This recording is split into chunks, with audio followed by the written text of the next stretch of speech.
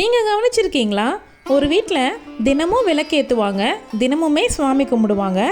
ஆனால் அந்த குடும்பத்தில் நிம்மதி இல்லாமல் இருக்கும், கணவன் மனைவிக்குள்ளே சண்டையாகவே இருக்கும், மாமியார் மருமக பிரச்சனை இருந்துக்கிட்டே இருக்கும். இன்னும் ஒரு படி மேலே போய் ஒருத்தருக்கு ஒருத்தர் பேசாத நிலைமையாக கூட இருக்கும். முருகனை வேண்டி விரதம் இருந்தாலோ இல்லை எந்த தெய்வத்துக்காக நீங்கள் விரதம் இருந்து விளக்கேற்றி வழிபாடு பண்ணாலோ உங்கள் வீட்டில் இதே மாதிரி சண்டை சச்சரவுகள் இருந்துக்கிட்டே இருக்கா? இந்த வீடியோ உங்களுக்காக தான். விளக்கேற்றி வழிபாடு பண்ணுற நாளில் வீட்டில் ஏன் சண்டை சச்சரவுகள் வருது, அதற்கு என்ன காரணம், அதற்கு என்ன தீர்வு, இதை பற்றி இந்த வீடியோவில் முழுசாக தெளிவாக சொல்லியிருக்கேன். ஸ்கிப் பண்ணாமல் பார்த்துக்கோங்க. Welcome to my channel. நான் உங்கள் பிரியா. என் சேனலை சப்ஸ்கிரைப் பண்ணி தொடர்ந்து ஆதரவு கொடுத்துட்ருக்க உங்கள் எல்லாருக்குமே ரொம்ப நன்றி. இனிமேல் சப்ஸ்கிரைப் பண்ண போகிறவங்களுக்கும் ரொம்ப ரொம்ப நன்றி. லாஸ்ட்டு சண்டே ஐயப்ப சுவாமிகள் வீட்டுக்கு வந்திருந்தாங்க, தம்பிங்க இவங்க 2 பேருமே. அந்த அன்னைக்கு எடுத்திருந்த விலாக தான் நான் இந்த வீடியோவை அட்டாச் பண்ணியிருக்கேன். ஆடியோ மட்டும் நான் விளக்கேற்றுறதை பற்றி சொல்லியிருக்கேன். காரணமே இல்லாமல் வீட்டில் சண்டை நடக்கும்பொழுது நமக்குள்ளே ஒரு பயம் ஏற்படும். நான் விளக்கு ஏற்றி சுவாமி வழிபாடு பண்ணுறதுனால தான் இப்படி நடக்குதா, சுவாமிக்கு நம்ம மேலே கோபமா, இந்த மாதிரியான பயத்தினால சில வீடுகளில் பெண்கள் விளக்கேற்றுற பழக்கத்தையே விட்டுடுவாங்க. ஆனால் உண்மை இது கிடையாது. ஃபஸ்ட்டு விஷயம் என்ன அப்படின்னா, சுவாமி வழிபாடு தான் சண்டை வர்றதுக்கு உண்மையான காரணமா? முதல்ல நான் சொல்கிற இந்த விஷயத்த மனசில் பதிய வச்சுக்கோங்க. விளக்கு அப்படிங்கிறது நமக்கு வெளிச்சத்தை தரக்கூடியது. சுவாமி வழிபாடு அப்படிங்கிறது நம்ம மனசாந்தியை கொடுக்கக்கூடியது. வெளிச்சம் எப்போவுமே ஒரு இருட்டை உருவாக்காது. அதே மாதிரி சாந்தி எப்போவுமே கலவரத்தை உருவாக்காது. அப்படின்னா சண்டை எங்கேருந்து வருது? அது நம்ம உள்ளுக்குள்ளே இருந்து தான் வருது. சுவாமி வழிபாடு செய்கிறதுனால நம்ம மனசை வெளிப்படையாக காமிக்க ஆரம்பிக்கும். அது உள்ளுக்குள்ளே இருக்கிற உணர்ச்சிகளை எல்லாத்தையும் வெளிக்கொண்டு வர ஆரம்பிக்கும். அந்த மாதிரி நேரத்தில் நம்ம சரியாக கையாளலை அப்படின்னா அது சண்டையில் கொண்டு போய் விட்டுடும். ரெண்டாவது விஷயம் என்ன அப்படின்னா, ரொம்ப நாளாக மனசுக்குள்ளே தேக்கி வச்ச விஷயங்கள். ஒரு குடும்பத்தில் அன்றாடம் நாள்தோறும் நடக்கக்கூடிய விஷயங்கள், பேசப்படாத எத்தனையோ கோபங்கள், சொல்லாத வருத்தங்கள், இந்த குடும்பத்திலேயே நான் தான் எல்லாருக்காகவும் அட்ஜஸ்ட் பண்ணிக்கிட்டு வாழுறேன் அப்படிங்கிற எண்ணங்கள், இது எல்லாத்தையும் நம்ம மனசு அப்படிங்கிற ஸ்டோரேஜில் நம்ம நல்லா பதிய வச்சு சேவ் பண்ணி வச்சுருப்போம். ஆனால் விளக்கு ஏற்றி சுவாமி முன்னாடி உட்காரும் பொழுது நம்ம மனசு சாஃப்டாக மாறும், நம்ம கண் வேர்க்க ஆரம்பிக்கும், நமக்குள்ளே தேக்கி வச்ச உள் உணர்ச்சிகள் மேலோங்க ஆரம்பிக்கும். அப்போது அந்த மாதிரி மனசு இலகுவாக இருக்கிற நேரத்தில் ஒரு சின்ன விஷயம், ஒரு சின்ன சம்பவம் இப்படி இருந்தால் கூட அது பெரிய சண்டையாக மாறும். இதுக்கு காரணம் சுவாமி இல்லை, நம்ம மனசு தான். அடுத்த விஷயம் என்ன அப்படின்னா, நம்பிக்கை பெருசா நடைமுறை வாழ்க்கை பெருசா அப்படிங்கிற மோதல். ஒரு குடும்பத்தில் ஒருத்தர் ரொம்ப பக்தியாக சதா சர்வகாலமும் இறைவனை நினச்சிக்கிட்டு பிரார்த்தனை பண்ணுற நிலையில் இருப்பாங்க. இன்னொருத்தர் ப்ராக்டிக்கலான மைண்ட் செட்டில் நடைமுறை வாழ்க்கையில் என்ன நடக்கணும்னு விதி இருக்கோ அதுதான் நடக்கும், இறை வழிபாட்டால் எதுவும் மாறாது அப்படின்னு சொல்லக்கூடியவங்க இருப்பாங்க. அந்த மாதிரியான குடும்பத்தில் வாக்குவாதம், சண்டை அப்படிங்கிறது ரொம்ப ஈஸியாகவே ஆரம்பிக்கும். அப்போ என்ன நடக்கும் பாருங்கள். எப்போ பாரு பூஜை பூஜைன்னு பூஜை அறையிலேயே இருக்கியே அப்படின்ற கேள்வி வரும். இதெல்லாம் தேவையில்லை, இருக்கிற வேலையை பாரு, நீ வேலையெல்லாம் விட்டுட்டு பூஜைன்னு உட்காந்துட்டு இருந்தனா உனக்கு கடவுள் வந்து உன் வேலையெல்லாம் செஞ்சு கொடுக்க போறாரா அப்படிங்கிற கேள்விகள் எல்லாமே எழும்பும். இந்த மாதிரியான மனம் நோகடிக்கிற வார்த்தைகள் தான் சண்டையாக மாறி பெருசாக நிற்கும். இந்த இடத்துல சொல்லுங்க, இப்போ பிரச்சனை சுவாமி வழிபாடா இல்லைனா ஒருத்தர் மேலே ஒருத்தருக்கு இருக்கிற ரெஸ்பெக்ட் இல்லாத ஒரு குணமா?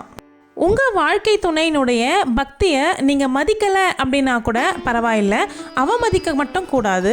அதே போல் கிண்டல் கேலியுமே செய்யக்கூடாது. உண்மையான பக்தி அடுத்தவங்க மனசை நோகடிக்காமல் இருக்கிறதுல தான் இருக்குது. அடுத்த பாயிண்ட் என்ன அப்படின்னா, ஒரு விதமான பயத்தோடவே பூஜை செஞ்சுக்கிட்டு இருப்பாங்க. இங்கே 90% பேர் அப்படி தான் பண்ணிக்கிட்டு இருக்காங்க. இதை செய்யலைன்னா சுவாமி தண்டிச்சிருவாரோ, இதை செய்யலைன்னா நம்ம வேண்டுதல் நடக்காமல் போயிடுமோ, இதை பண்ணலை அப்படின்னா பெரிய கஷ்டம் வந்து நம்மளை சூழ்ந்துக்குமோ, இந்த மாதிரியான பயங்களை உள்ளுக்குள்ளே வச்சுக்கிட்டே தான் சுவாமி வழிபாடு பண்ணுறாங்க. இந்த மாதிரியான பயத்தை மனசுக்குள்ளே வச்சுக்கிட்டு நீங்கள் பூஜை பண்ணுறீங்க அப்படின்னும் பொழுது உங்கள் மனசு அமைதி நிலையில் இருக்காது. உங்கள் மனசுக்குள்ளே ஒரு விதமான அழுத்தமும் எரிச்சலான ஒரு மனநிலையும் தான் இருக்கும். இதனாலேயே உங்களுக்கு கோபம் அதிகமாக வர ஆரம்பிக்கும். இந்த மன அழுத்தமோ கோபமோ எரிச்சலும் உங்கள் வீட்டில் இருக்கிறவங்க மேலே தான் நீங்கள் காமிக்க ஆரம்பிப்பீங்க. அதனால தான் விளக்கேற்றுற நேரத்தில் சண்டை அதிகமாக ஆகுது அப்படிங்கிற மாதிரி உங்களை உணர வைக்கும். இந்த விஷயத்த ஆன்மீக ரீதியாக சொல்லணும் அப்படின்னா, சுவாமி நம்ம வாழ்க்கையை கெடுக்க மாட்டார். சுவாமிக்கு கெடுக்க தெரியாது, கொடுக்க மட்டும்தான் தெரியும். சுவாமிக்கு ரொம்ப கருணையான மனசு, அதனால் அவருக்கு தண்டிக்கவே தெரியாது, கண்டிக்க மட்டும்தான் தெரியும். அவர் என்ன செய்வார் அப்படின்னா, நம்ம உள்ளுக்குள்ளே இருக்கிற தவறுகளை நமக்கே சுட்டி காட்டுவார். சண்டை வர்றது தண்டனை அப்படின்னு நினைக்காம திருந்துவதற்கான அறிகுறியாக நினச்சி பாருங்க. அந்த இக்கட்டான சூழ்நிலையில் மட்டும் நம்ம அமைதியாக இருந்துட்டோம் அப்படின்னா அந்த சூழ்நிலையே நமக்கு நன்மையாக மாறிடும். அப்படின்னா சுவாமியை சரியான முறையில் எப்படி வழிபடுறது? ஃபஸ்ட்டு கோரிக்கையை குறைங்க. உங்களுக்கு என்ன வேணும் அப்படிங்கிறத கேட்குறதுக்கு முன்னாடி நன்றி சொல்லி பழகுங்க. இப்போ நீங்கள் வாழற வாழ்க்கைக்கு இறைவனுக்கு நன்றி சொல்லி விளக்கேற்றுங்க. ரெண்டாவது விஷயம், உங்களுடைய பக்தி அடுத்தவங்களை காயப்படுத்தாத மாதிரி பார்த்துக்கோங்க. மூணாவது விஷயம், நம்ம பேசக்கூடிய வார்த்தையில் ரொம்ப ரொம்ப கவனமாக இருக்கணும். பூஜையை முடிச்சதுக்கு அப்புறமா குரலை உயர்த்தி பேசக்கூடாது. நாலாவது விஷயம், மௌனமாக இருங்க. விளக்கேற்றி முடிச்சதுக்கு அப்புறமா ஒரு நிமிஷத்துக்கு மௌனத்தை கடைப்பிடிங்க. அது உங்கள் வாழ்க்கையில் பெரிய மாற்றத்தை ஏற்படுத்தும். வீட்டில் சண்டை வரும்பொழுது நம்ம கவனிக்க வேண்டிய முக்கியமான 3 அறிகுறிகளை பற்றி பார்க்கலாம். ஃபர்ஸ்ட் அறிகுறி என்ன அப்படின்னா, சண்டை திடீர்னு அதிகமானதா அப்படின்னு யோசிங்க. நீங்கள் கவனிச்சிருப்பீங்களா, முன்னாடி எல்லாம் வாரத்துக்கு ஒரு முறை சின்ன சின்ன சண்டைகளாக தான் வரும். ஆனால் இப்போது தினமும் காரணமே இல்லாமல் குரலை உயர்த்தி சண்டை அதிகரிக்கும். இப்படி ஆகுது அப்படின்னா அது பூஜையால் வந்த பிரச்சனையே கிடையாது. அது நம்ம வாழ்க்கை முறை, நம்ம பேசுகிற வார்த்தைகள் நமக்கு பொறுமை குறைஞ்சதுக்கான அறிகுறி தான். சுவாமி இதெல்லாம் நமக்கு எடுத்து காட்டுறாரே தவிர நமக்கு தண்டனை தரலை. ரெண்டாவது அறிகுறி என்ன அப்படின்னா, பூஜை உங்களுக்கு அமைதி தரலையா? விளக்கு ஏற்றிட்டு எழுந்ததும் உங்கள் மனசு அமைதி கொடுக்குதா, இல்லைனா இன்னமும் எரிச்சலை ஏற்படுத்துதா? எரிச்சலாக தான் இருக்குது அப்படின்னா பிரச்சனை பூஜையில் கிடையாது, பூஜை செய்கிற மனநிலையில் தான் இருக்குது. அதனால தான் சொல்லுறேன், அமைதியான மனநிலை இல்லாமல் செய்கிற பூஜை நமக்கு எப்போவுமே அமைதியை கொடுக்காது. மூணாவது அறிகுறி என்ன அப்படின்னா, நான் தான் சரி, நான் தான் கரெக்டு அப்படின்னு நினைக்கிறது. சில நேரம் நான் நல்லா சுவாமி கும்பிடுறேன், நான் எப்போவுமே சதா சர்வகாலமும் சுவாமி நினச்சிக்கிட்டே இருக்கேன், நான் தான் நல்லவங்க அப்படின்னு பேசுறது. நம்மளோட மனசுக்குள்ள ஒரு அகந்தை உருவாகும். அந்த அகந்தை மெதுவாக வார்த்தையாக மாறி வார்த்தை சண்டையாக உருவாகி சண்டை பிரிவாக ஏற்படுத்தி.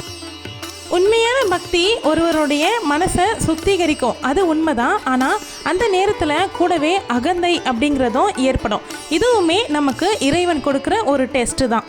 இறைவன் கிட்ட பணிவாக நடந்துக்கிட்டோம் அப்படின்னா தான் நம்மளுடைய பிரச்சனைகள் எல்லாமே நீங்கி நம்மளுடைய வாழ்க்கை அமைதியான சுமூகமாக இருக்கும். இன்னைக்குல இருந்து நான் சொல்கிற இந்த சின்ன ப்ராக்டிஸை ட்ரை பண்ணுங்க.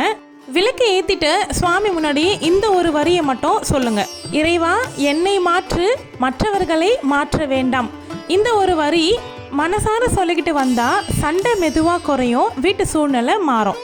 இந்த வீடியோ முக்கியமாக யாருக்காக அப்படின்னா, தினமும் விளக்கு ஏற்றுறேன் ஆனால் மனசுக்குள்ள அழுதுகிட்டே இருக்கிற அம்மாக்களுக்கும், சுவாமி முன்னாடி உட்காரும்பொழுது கண்ணு தானா ஈரமாகிற பெண்களுக்கும், நான் நல்லதுக்கு தான் எல்லாம் செய்கிறேன்னு மனசுக்குள்ளேயே சொல்லிக்கிட்டு இருக்க ஆனால் வெளியே யார்கிட்டையும் சொல்ல முடியாதவங்களுக்கும், நீங்கள் மட்டும் இப்படி இல்லைங்க. நிறைய பேர் பக்தியோடு தான் வாழ்க்கை நடத்துகிறாங்க ஆனால் வாழ்க்கை அவங்கள காயப்படுத்திக்கிட்டே தான் இருக்குது. அப்போ தோணும் மனசுக்குள்ள, நான் ஏன் சுவாமி கும்பிடுறேன், என் வாழ்க்கையில் மட்டும் ஏன் நல்லது நடக்கவே மாட்டேங்குது, என்னோட வீட்டில் மட்டும் ஏன் அமைதி இருக்க மாட்டேங்குது? இந்த மாதிரி எண்ணத்துக்காக நான் ஒரு விஷயம் தெளிவாக சொல்லணும். உங்கள் வீட்டு சண்டைக்கு உங்கள் விளக்கு, உங்கள் பக்தி ஒருபோதும் காரணமே கிடையாது. அந்த கில்ட்டை, அந்த பயத்தை இங்கேயே விட்டுடுங்க. சுவாமி எப்போவுமே உங்கள் கண்ணீரை பார்த்து கோபப்படவே மாட்டார், உங்களுடைய வலியை அவர் புரிஞ்சுக்குவார். இந்த வீடியோ பார்த்ததுக்கு அப்புறம் நீங்கள் விளக்கேற்றும் பொழுது சண்டை நினைவு இல்லாமல், பயம் இல்லாமல், எதிர்பார்ப்பு இல்லாமல் சும்மா அப்படியே சுவாமி முன்னாடி அமைதியாக உட்காருவீங்க. அந்த நாளில் இருந்து தான் உண்மையான மாற்றம் ஆரம்பிக்கும். வீடு மாறுறதுக்கு முன்னாடி நம்ம மனசு மாறணும். நினைவில் வச்சுக்கோங்க, சுவாமி விளக்க கூட பார்க்க மாட்டாரு, உங்களுடைய மனசை தான் பார்ப்பாரு. சுவாமி உங்க வீட்டை உடைக்க வரமாட்டாரு, உங்க மனசை ஒழுங்குபடுத்த தான் வருவாரு. விளக்குல வரக்கூடிய ஒளி வீட்டுக்குள்ள மட்டும் நிறையக்கூடாது, நம்ம மனசுக்குள்ளேயும் நிறைஞ்சிருக்கணும். இந்த வீடியோ உங்களுக்கு ஒரு தெளிவை கொடுத்துருந்தா வீடியோவை லைக் பண்ணி சப்ஸ்கிரைப் பண்ணிக்கோங்க. தேங்க்யூ.